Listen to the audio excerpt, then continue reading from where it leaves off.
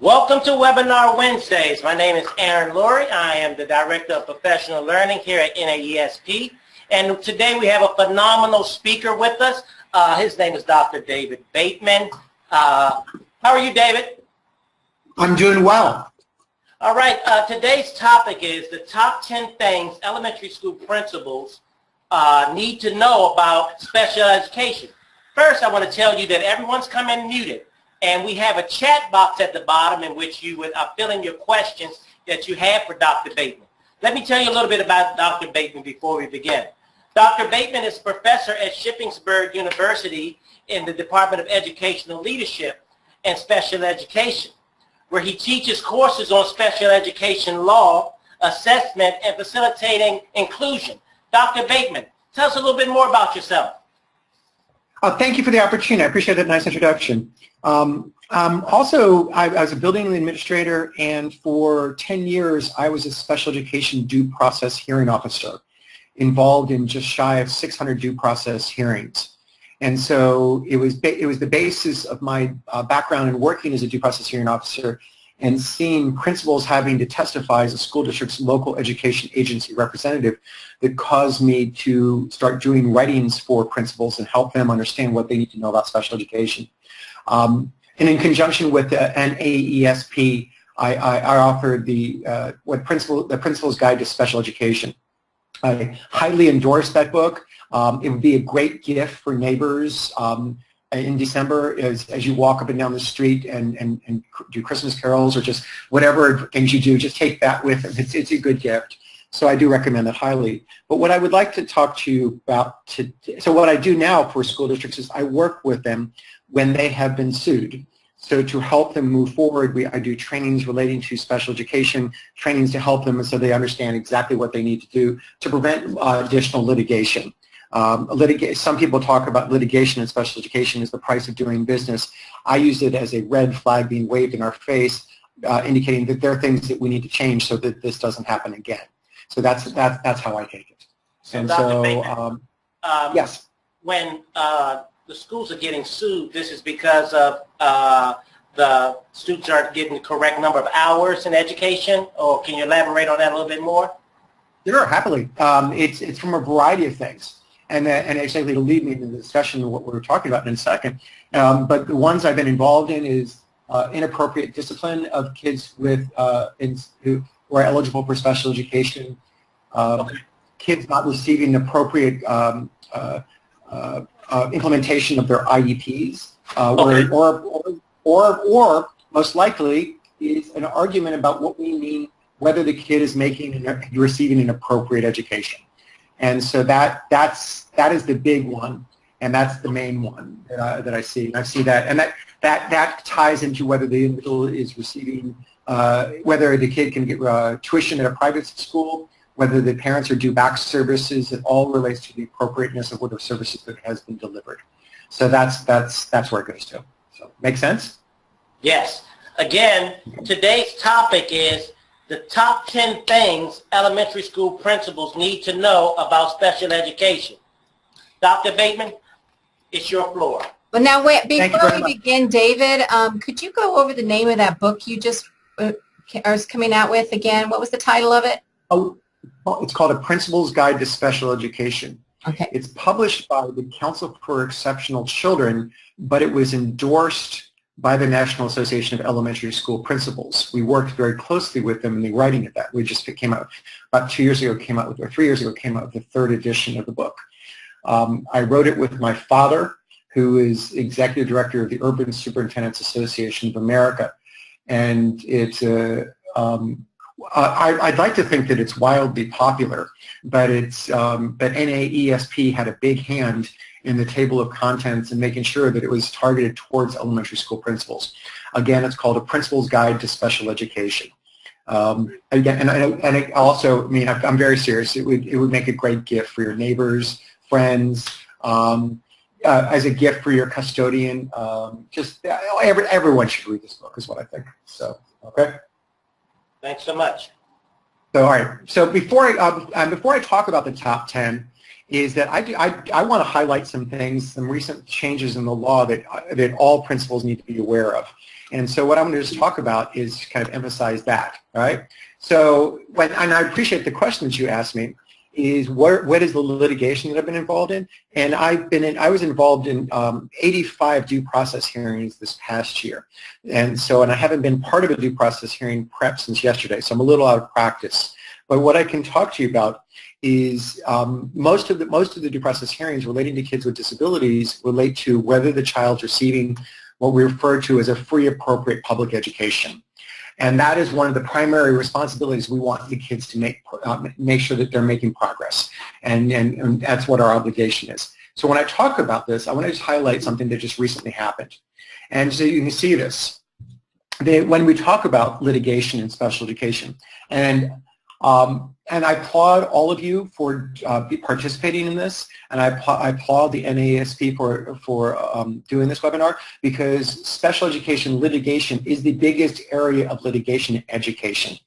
And as a part of that, I want to emphasize that FAPE issues, whether a child's receiving appropriate education, account for close to 90% of all those cases.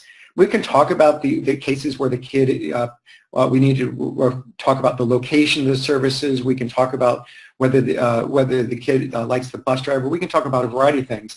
But this is the big kahuna in special education. And this is the one where principals really need to know a lot more relating to this. So it is a big part. Okay.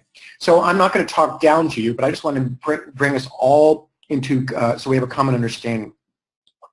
This is from the statute that authorized special education. And this is from 2004, but just to highlight exactly what we're talking about when we talk about a free, appropriate public education.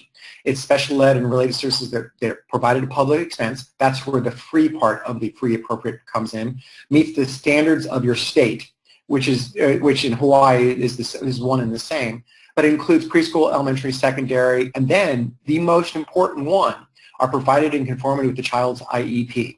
So this is what the actual statute says. So this is what we are using to determine what's going on. So when you talk to your special ed directors, you talk to your special ed teachers in your building, you need to make sure that when you're talking about this, at least this is what we're talking about. Okay.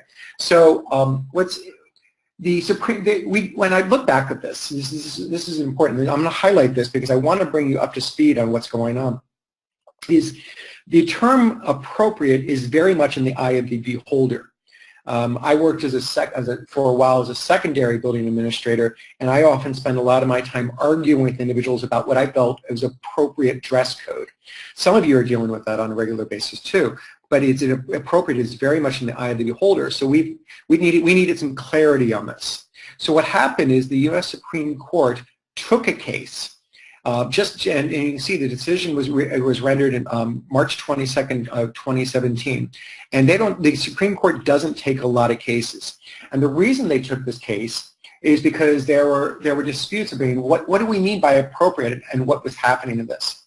So what I want to highlight was I'm just going to give you a little bit of background on this case and talk very briefly about this, just so that you have some sense of what it is, because this will lead me to the discussion about what we mean by the top, and then I'll highlight the top 10 things that principals need to know. But this will lay the foundation for where we're going with this, and so it'll give you a sense of what's happening, right?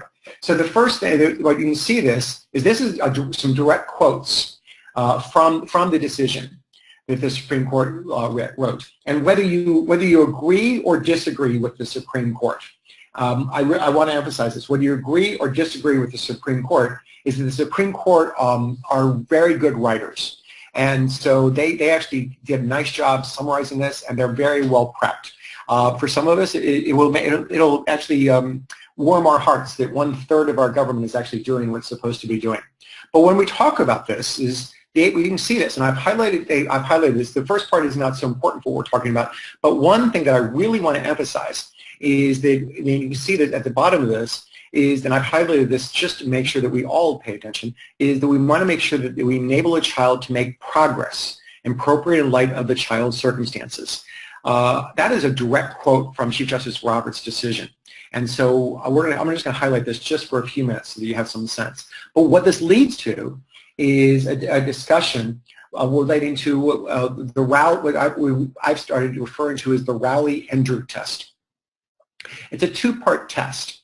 The first part, in the development of the IEP, has the school agency or district complied with the procedures set forth in the IDEA. Before I get to the second part, this is why your special ed directors hound you for timelines. It's a direct result of what the Supreme Court said first in the Rowley case back in 1982 and the Ender case in 2017. They hound you for timelines. They want to make sure that you're meeting the timelines and that you have the right people in the room. And so it's important that you have this because it really can clarify exactly what we need to talk about. So that's why they do this. The second part, and this is where the murky area is. This is what the murky area is and we need to address. Okay? Is the IEP developed through the IDEA's procedures reasonably calculated to enable the child to make progress that is appropriate in light of his or her circumstances. The previous case in 1982 said that kids eligible for special education were to receive a benefit, that they were to benefit from education. That's different. And the Supreme Court, I mean, it may seem like a semantical difference, but what I want to highlight for you is that it's much easier. Benefit was a much lower bar. I mean, if you were a bunch of you were in the same room, and many of you were grossly dehydrated, and I walked in with a bunch of shot glasses filled with water, you would benefit from that, but you wouldn't make really much progress. And so keep that image in mind as we talk about this, right? But it's because of this Supreme Court case, is that there are some things that I really recommend that elementary school principals need to be aware of, and they need to be paid attention to. I don't want to go into great depth into the Supreme Court case, but we really need to address and pay attention to these. The first one is you just need to make sure that the educators and the special educators and the general educators in your staff avoid procedural violations in the development of the IEP. What this means is, and this is what poses a problem, is I do a lot of work training general education teachers. And what they often do is we ask them to give updates on how a child's performing so that we can incorporate that either into the child's IEP or into the evaluation report that the child we're writing about the child. And the problem is that many general education teachers don't know what we want for them. They don't know if we want one sentence or 700 words. And so they don't know exactly what we want from them. They sometimes shut down. So what we have to do is give them really good models so they have a sense of what we're asking for, and then we can provide that so they can benefit us. But we also need to make sure that we follow the timelines. These timelines are there for a reason, to make sure that we don't just drag out the length of time that a child is not receiving services, and that we make changes appropriate in light of what's going on, but avoid procedural violations.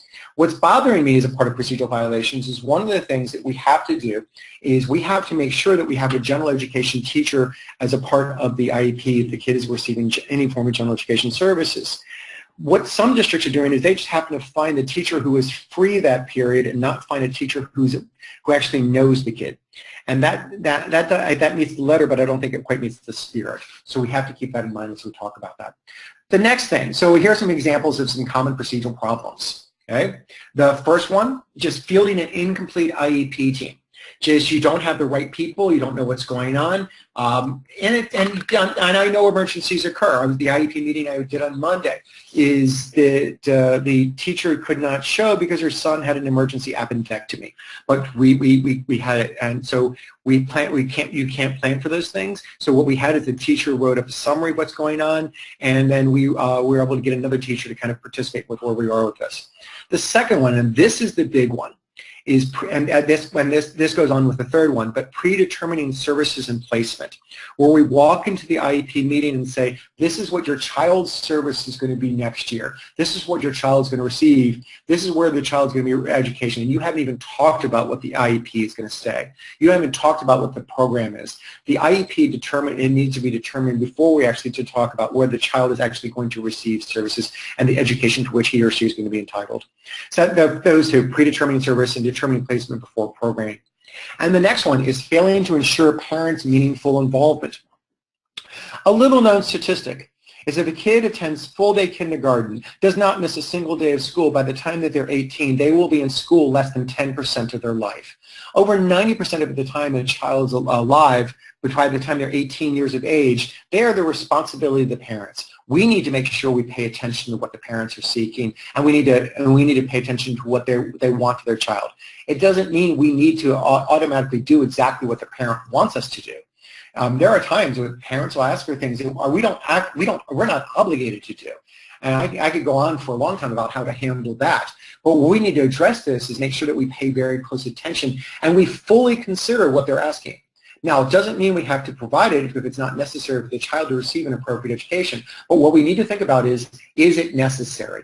Is it something the child will help the child make progress? Okay? And the last one on here is, and this is the question that was asked earlier, is failing to implement the IEP. IEPs are written to provide a program for the child.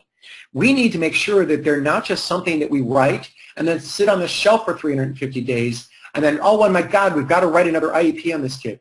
They need to be viewed as living, breathing documents and make sure that we pay attention to what is going on and address this. I'll talk about that in a minute, all right? Another thing, another recommendation is ensure meaningful parental involvement by preparing special educators to facilitate parental involvement. You need to make sure we get the parents there. We need to make sure, and my advice for principals, make sure you know the kid's name. And make sure that we talk about this because it's a very important part of what we're doing is we know the kid's name, we know what's going on, and often you can get to observe a child before the meeting so you have some sense of what's going on. Go and observe the program, pay attention to the program, and see what that is. It can really help as a part of your decision-making process. Because of the role of litigation that I'm involved in, I don't go to the happy IEP meetings. I go to the meetings where there tends to be an attorney on both sides, an educational advocate. 99% of the time, I represent the school district as their educational advocate or consultant, and I lead the IEP meetings. And I always start the IEP meeting with, parents, tell me about your child. Tell me why. Tell me just kind of a ground, and just tell me what you think is important. It grounds us, it focuses us, and then we pay attention to what the child needs. The best example I can give to you is in September, I was involved in an IEP meeting for a third grade girl who has significant reading problems. So we wrote a really good IEP that focused on reading. It was reading, and it was really good reading. So we start the meeting and I say, parent, tell us about your child, just so we all understand from your perspective what's going on. Right? So the parent said to us, the child doesn't have any friends. No one hangs out with my child. No one sits with the child at lunch. No one plays with the child on the playground. No one does anything with my daughter. We need to do something to help her. I said, we'll talk about this. We'll talk about reading. She said, yeah, she's got a reading problem. I'm more concerned. My daughter doesn't want to be in school. No one wants to hang out with her. So that's changed the focus and tenor of the meeting. We still wrote an IEP that focused on this, but luckily we had the general education teacher there who started providing plans and activities for this child to engage with others. This child now has people who sits with her at lunch. This child has someone who rides the bus with her. So her life has changed rather dramatically because we listen to the parents. And that's a good thing. But listen to the parents, pay attention to the parents. Next, so the importance of parental decision, you can see this. Right? These are direct quotes from the Supreme Court. Right? This is direct quotes. An IEP must be drafted in compliance with a detailed set of procedures that emphasize collaboration among the parents and educators. And the other thing, the nature of the IEP process ensures that parents and school districts will fully air their respective opinions on the degree of progress a child's IEP should pursue. We need to address this and pay very close attention to what the parents say and pay very close attention to what's going on. The next recommendation that I have before we get to the top 10 list is when developing the content, make sure that it's based on evaluations and other data that are relevant and current. When the big part of an IEP is what we refer to as the present levels. The present levels of academic achievement and functional performance. Usually, and that is what drives the IEP. We need to understand exactly where the child is functioning on everything. So what I recommend is you make sure you get current information from current teachers. The best example I can give to you is this. I was involved in an IEP where the kid in fourth grade, the fourth grade school psychologist did a great evaluation of this child. We incorporated a lot of that information into the present levels. Then that was the exact same information that was there for the fifth grade, the same information for the sixth grade, the same information for the seventh grade. There was nothing as writing from the teachers about how this child was currently functioning. Make sure that it's current, make sure it's relevant, and we address all the needs that the child has to focus on. Next, okay? So, but progress and appropriate in light of the circumstances. And one of the things about this, the Supreme Court, okay, is the Chief Justice Roberts, I was there for the oral arguments, and if you ever get the chance to go to oral arguments, I do recommend it. You just have to get up there really early because the line starts at a ridiculous time. But when I recommend this is he would kept asking about children who would not make grade level progress. Because not every child, and I'm not trying to rain on anyone's parade, but not everyone's going to make grade level progress every single year. And just it's the fact of what we talk about, just because some kids have, because of lower IQs and performance issues, they're not going to make grade level progress. But we have to pay attention to the progress appropriate of the child's circumstances. Okay, next. Okay, now this is an important one, and we'll highlight this for you in a few minutes when we get to the top 10 list. But I really want to make sure that the annual IEP goals are challenging, appropriate, ambitious, and measurable. I can't tell you how many times IEPs are sent to me where we cannot measure what's going on, or they're not appropriate for the child. So we have to think about this and pay attention to this and address this. For instance, or just appropriate for the child. Because the best example I can tell you is one where, and I understand what the speech pathologist was trying to do with the kid, is the speech pathologist would make faces, and the child was supposed to guess what the speech pathologist was thinking. So the goal said that the child will understand what the speech pathologist is thinking 9 out of 10 times. I understand what they're trying to do. But I'm putting it out here. I've been married for over 3 decades. I would be excited to understand what my wife is thinking 1 out of 10 times when I look at her face. So what we have to think about this is we can't always use these goals, and you have to really think about what we're doing and make sure that it's measurable. And the other one is that it was measurable. And I had this about 2 years ago where it was a high school student. So what is an elementary kid? It was a high school student. He was going to cross the street effectively 8 out of 10 times. I don't know what was going to happen on those other 2, but I don't think that's appropriate. But what I want to focus on is the goals are not only challenging, but ambitious. No district has, from what I can see, has lost a due process hearing that I've been involved in because they wrote too high a goal. We'll come back to that in a minute, but try to make sure that it's ambitious, not something that the kid could just master in a week, and then we just rest for the remaining 35 weeks of the year. Make sure that it's ambitious and something is a part of this. Pay attention to this. Recommendation number 5, continually monitor. Okay? Continually monitor and measure a child's progress and maintain specific data. This is one thing that we'll get to the top 10 list in a minute, but make sure that you're taking data on what's going on, that you're monitoring. And we're not just taking data on just for taking data's sake, that you're actually using it, which I'll highlight for you in a second. But one thing I see is I'm seeing districts take just 1 data point per marking period on a kid's goal. I've asked districts to graph that. I don't know how you graph 1 data point. You can't tell me a trend line from 1 data point. I need more than 1.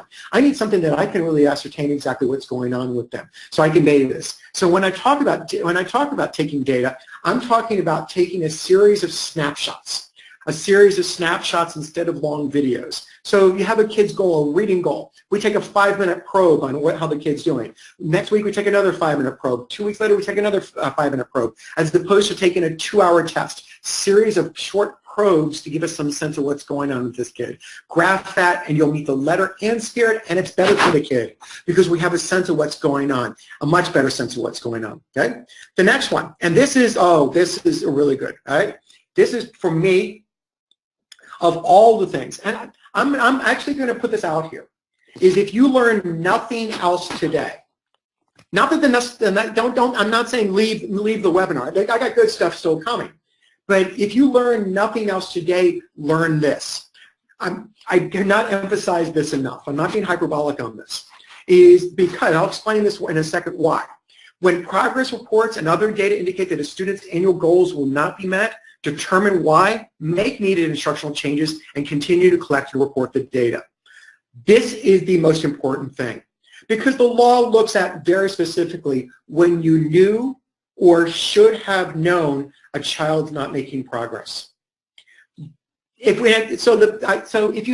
find out the child's not making progress, what this means is you do something. change the grouping, change the instruction, change the amount of time, change where the child is sitting, change the teacher, change the reading materials, change something. Don't just keep doing the same exact thing over and over again because the child's not making progress. Because, I worked with the district last year. At the end of the first marking period, a fifth grade boy was not making progress in reading. They didn't do anything. End of the second marking period, the child was still not making progress. They didn't do anything. End of the third marking period, not making progress. And they said it's too late, close to the end of the year. Let's not make any changes. We had a kid who suffered throughout the whole year. We knew at the end of the first marking period that this child was not making progress. What we need to do is change something about this. This may seem strange, but who's the slow learner in this situation? Why do we have to wait for a full year of a kid not making progress? These kids have disabilities at no fault of their own. They don't wake up every morning thinking, I think I'm going to be LD, or I think I'm going to have autism today. These kids have disabilities at no fault of their own. And what we have to think about is what can we do as educators so that they benefit, so that they make progress. And that's our responsibility.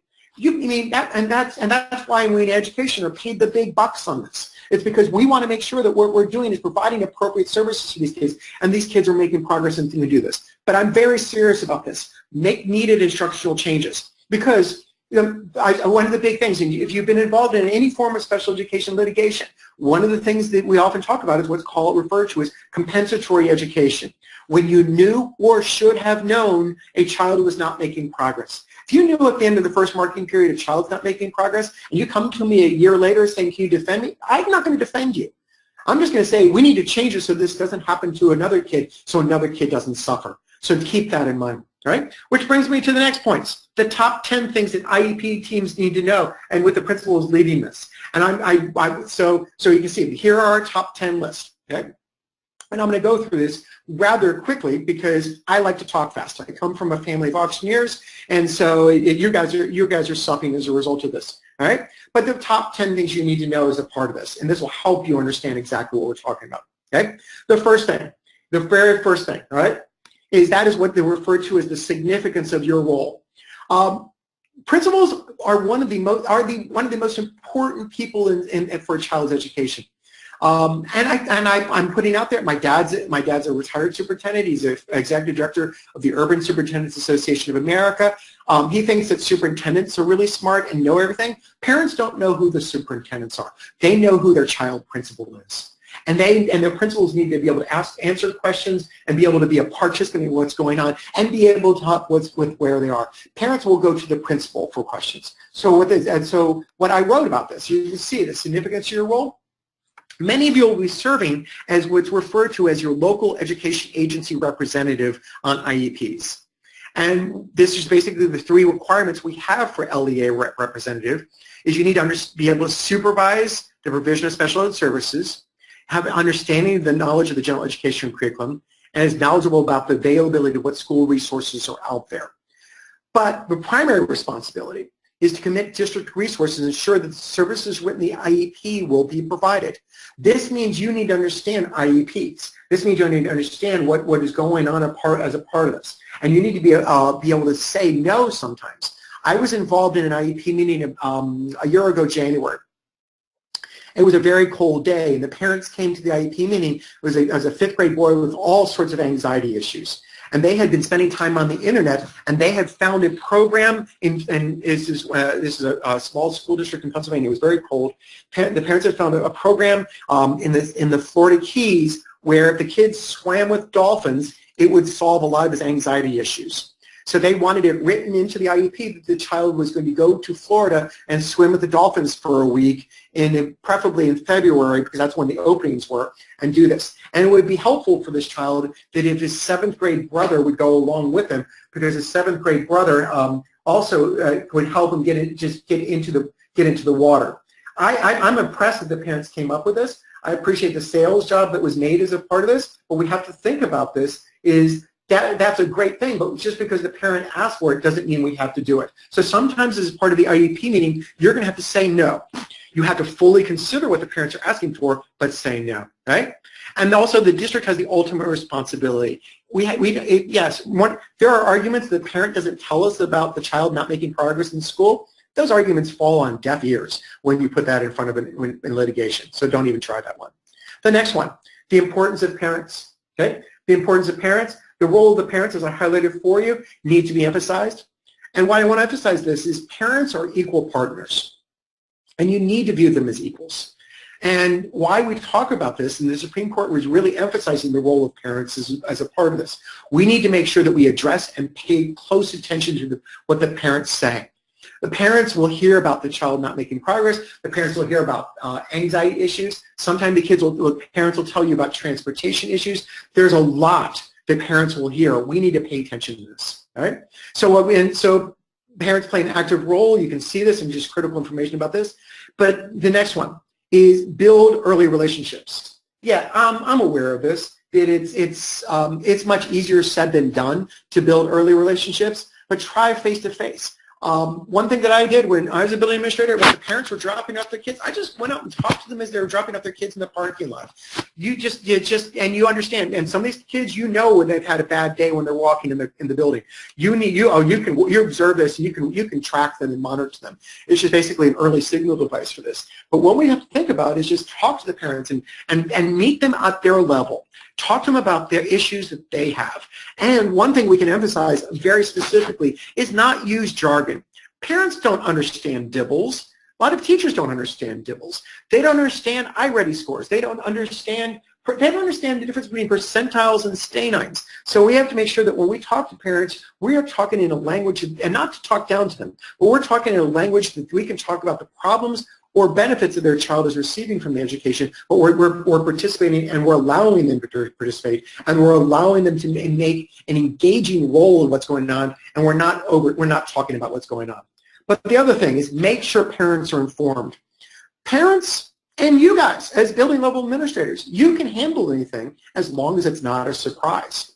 And I mean, same thing with parents. Well, this played this out. When my dad was superintendent of schools, he had several large high schools in his district, and there was times when parents would tell him 3 days before graduation or a day before graduation, the parents had just found out that their child is not going to graduate. It was the first time they'd ever heard this. I mean, they were really upset. They'd flown in Granny from the West Coast. They had a picture of the kid in the cap and gown. They bought a big cake. And now for the first time they found out this, if they would told them maybe in March or April that there's a chance that their child might not graduate, they would not be quite so surprised. Same thing with parents. If the child's having problems, child's not making progress, we need to make sure that parents are informed of this, not caught by surprise after we've been working with the child for a whole year. All of a sudden, we say, oh my God, your child just had a terrible year. There's not progress being made. Okay?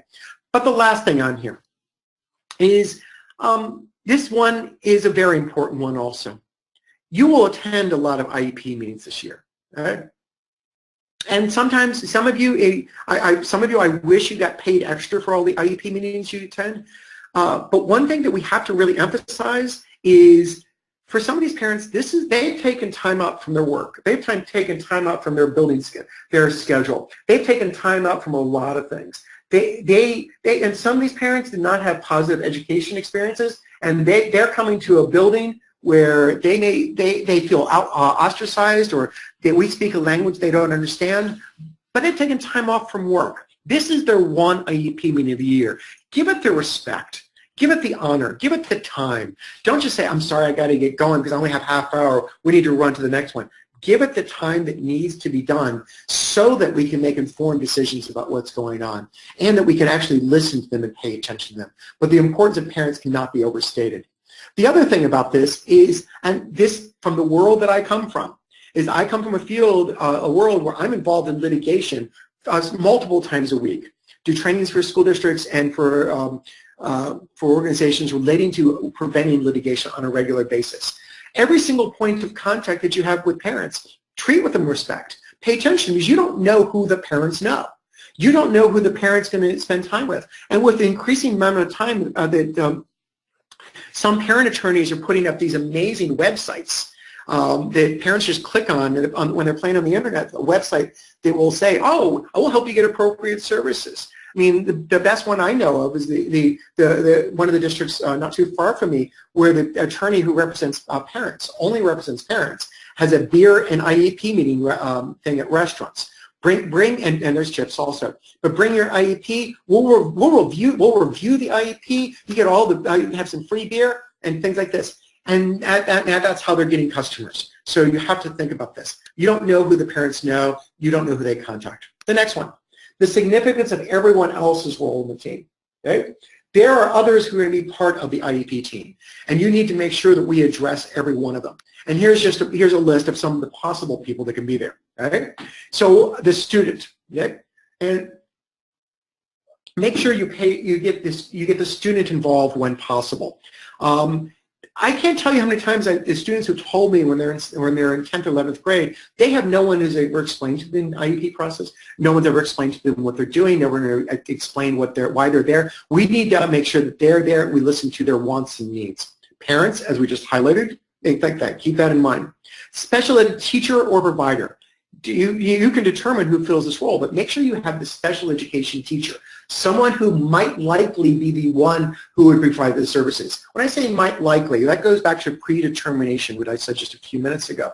Someone who, don't say, this will be our child's special education teacher. We haven't written the IEP before. So what we have to think to this point, so it's not filed and it's not done until we've gone through the meeting. And then you can say, oh, this is your child's going to receive services from this child. You don't know, but it could be the other one.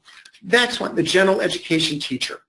General education teachers, and one thing we need to emphasize is that most kids with disabilities spend most of their time in the general education classroom.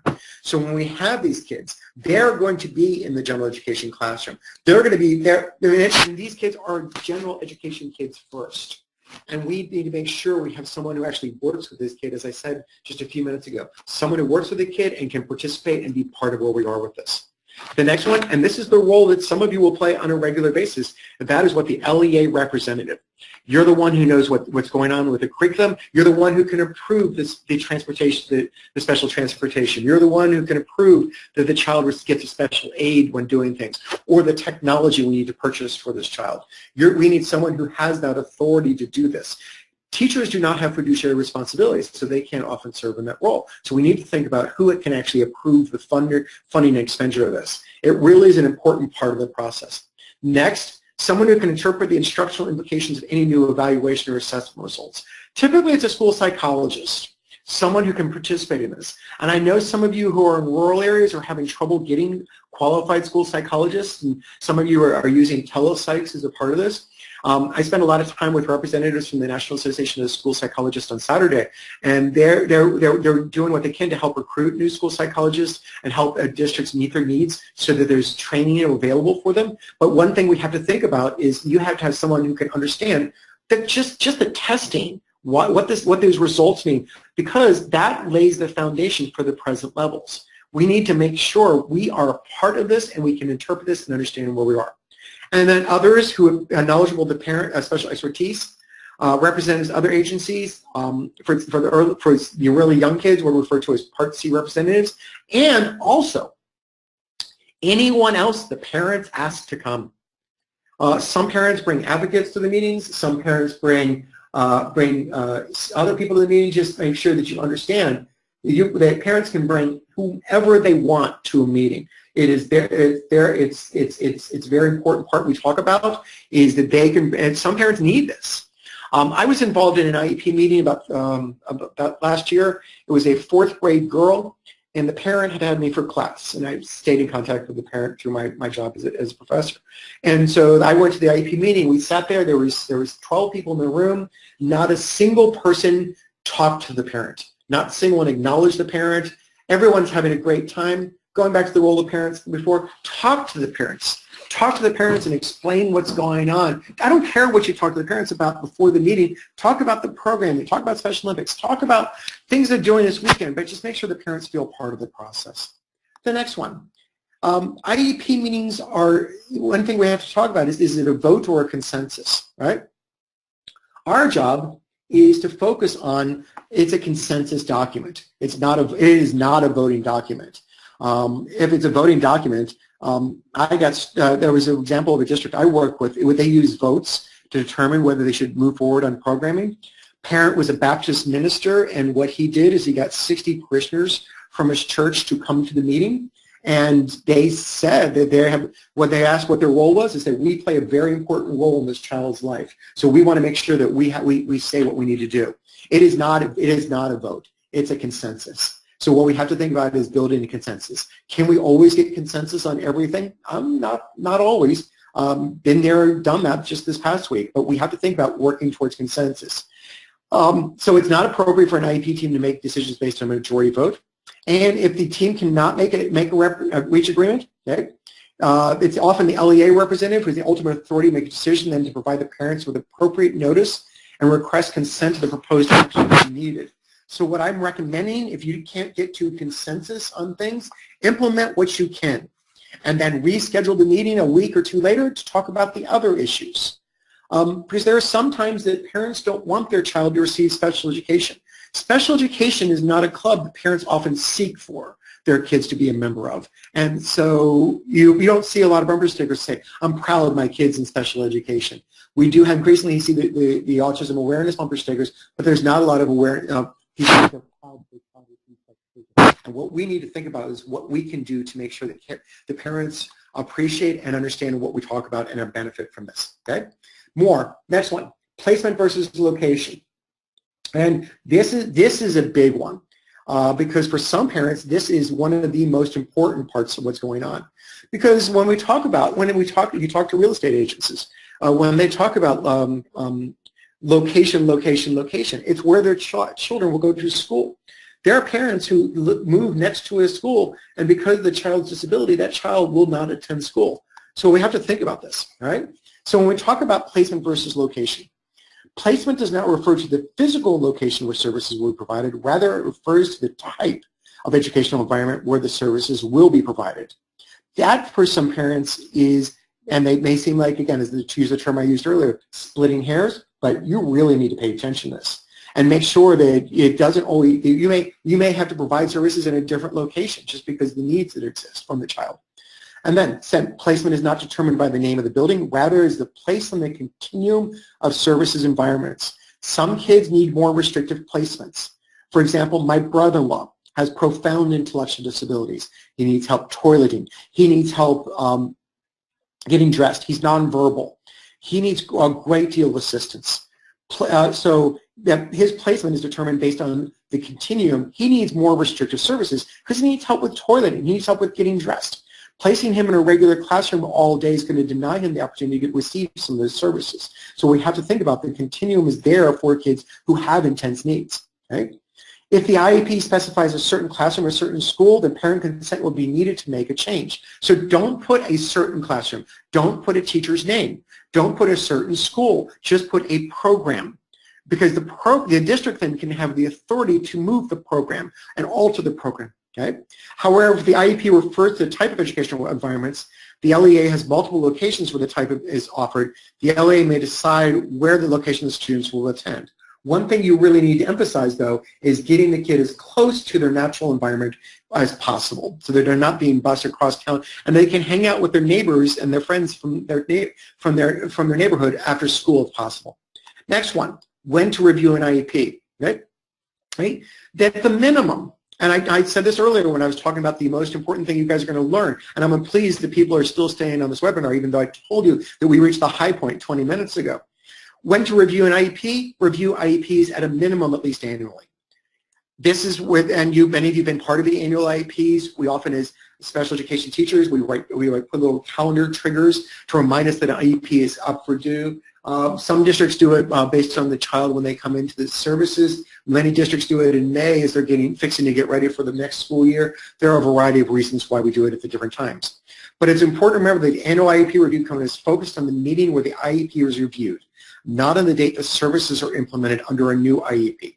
Realize that certain dates may raise a red flag for auditors or reviews. So keep that in mind as a part of this. Right?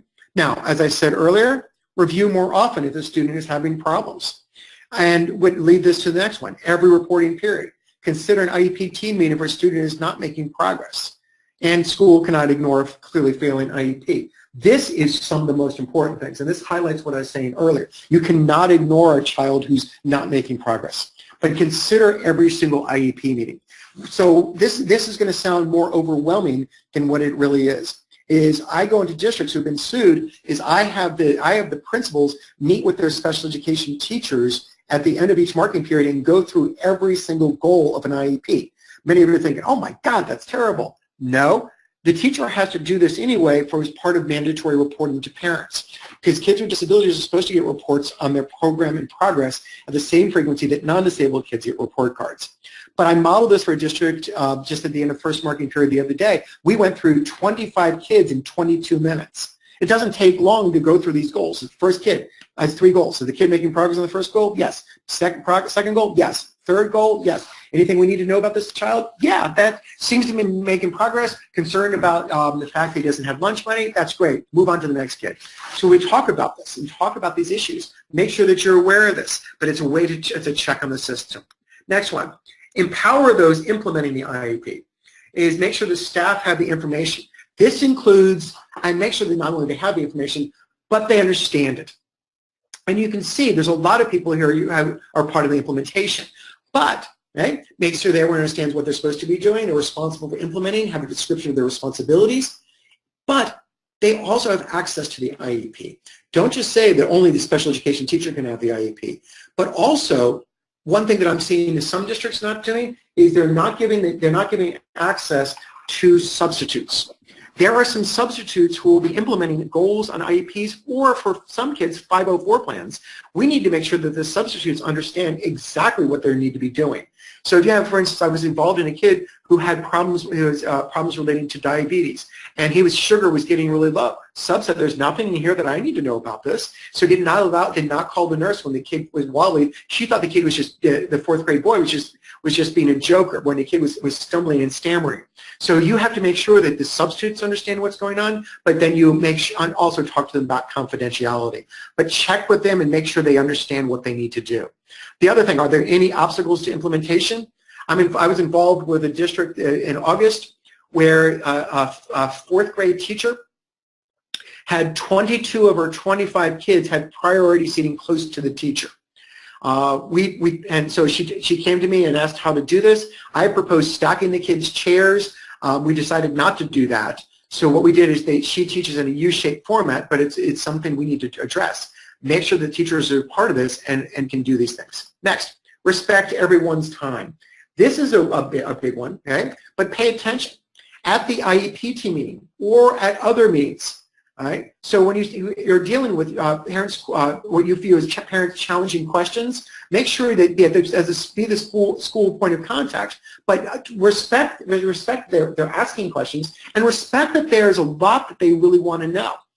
I don't blame parents for spending time on the internet looking for solutions for their child.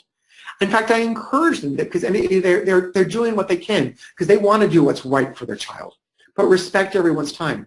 And many of you, as you are aware of this, is just the nature of adult learning. Is you'll present an IEP to a parent, but they won't form questions till 4 or 5 days later. Allow them to ask those questions. Allow them to be a part of this. Allow them to be aware of where we are with this, so that they can participate and understand where we are. The next one, prior written notice is an excellent and required tool. Make sure that you communicate to the parents anything relating to changes. Make sure you communicate to the parents relating to anything that they need to be. As I said earlier, do not catch parents by surprise. They need to know what's going on with their child. They need to understand where we are with this. And we need to make sure that they understand where they are with this. But some states use refer to as PWN, some refer to as prior written notice, some refer to as notice of recommended educational placements. There's different terms for this, but we need to make sure that parents understand exactly what's going on at all times, that there are no surprises, that they understand where we are with this. And the last tip, words to use and words to avoid. Why I'm talking about this is that there are words to use here, and you can see this. All right? So first, tell us your concerns. And when I say that, make sure you actually listen to the concerns of the parents. Next one, individual and individualized. Make sure that the IEP is individualized to the child, that not all the kids in 3rd, 4th, and 5th grade have the same exact goals, that it truly is individualized to the child. I've used this term before, that when the parent makes a request for something, that we fully consider exactly what they're asking, that we fully consider it and pay very close attention to it. By doing that, we've listened to this. It doesn't mean that you actually have to give everything the parent's asking for because it's not necessary, but you've considered it. The other thing, I'm combining these things, is that the child is making, I'm going to skip over appropriate because I've already talked about this. But what we're doing, or not skip over it, is when we talk to parents, is we tell parents, is we've reviewed the child's IEP, and we've determined that this is an appropriate IEP and program for your child. And then we talk about meaningful progress, that the child is making meaningful educational progress. I don't want token progress. I mean, when I was a teacher back in the 90s, my principal said to me, she said, I don't care what you do with those kids as long as they're quiet. And I was not quiet, but what I did is I made sure my kids made progress, and that is our legal obligation, is for kids to make progress. So what we have to think about that is make sure that kids make progress. And the last one is about words to use. Use people first language. This may seem like a picky thing, but talk about the child with intellectual disabilities. Don't talk about the intellectually disabled child. Talk about the child who has a learning disability. Don't talk about the child who don't talk about the child who has the LD child. Talk about the child first. So this may seem like a picky thing. But I want to emphasize this, is that for a lot of parents, it's a very important thing because it conveys the knowledge. It conveys an understanding, conveys important parts of this. I really want to emphasize this. Now, words to avoid generalizations. Avoid generalizations saying that all kids with learning disabilities need to do this, or all kids with intellectual disabilities do this, or I know kids with autism, they all do this. What we need to emphasize is avoid generalizations so that we can be a part of this process, because these kids need to be treated as an individual. Yes, there are generalizations we can have about this, but maybe not for this one kid. Every single one of these kids needs to be treated as an individual. And then also avoid the notion that anything was decided prior to the meeting. Pay attention to this, right? Last one, don't say no to an idea without having the appropriate people look at it. And when it's appropriate for principals to say, tell me more. Just tell me more about this. Let me get back to you. Let me research this. That's an okay thing. You don't always have to say yes or no at a meeting. Say, let me get back to you on this one, all right? So as a part of this, okay, this is the last thing I'm going to be talking about. This will just take a second. And we're going to get to your questions that have been coming in, is present levels. Make sure, because this is one of the most important parts of a child's IEP, because everything has to be there, okay? So I want to emphasize, I want to make sure that you have the important information for the child, and then you have this, because one of the things we notice about special education is that many of these kids tend to be transient. And because of the transient nature that exists for them, is that we need to understand that we have information written down as part of their present levels. Share this information with your special education teachers so they have a sense of where we are with this. And they have a sense of what we can do to be of assistance, because we can then make informed decisions about this. So I've gone through a lot of information rather quickly. And first I want to applaud all of you for participating. I want to applaud all of you and make sure that you have included that you've done this and that you've had a good day. But what I want to do is I just want to talk through some of the questions we have. Okay? The first question is, what if a child is in a special education class? Does a special education teacher have to be present for the IEP meeting? Yeah. The special education teacher should be present, because the special education teacher is the one who's working with the child and understands what's going on. Because the law looks at it very specifically. You want someone who's a part of the programming, and you want someone who's knowledgeable about the suspected disability to be here.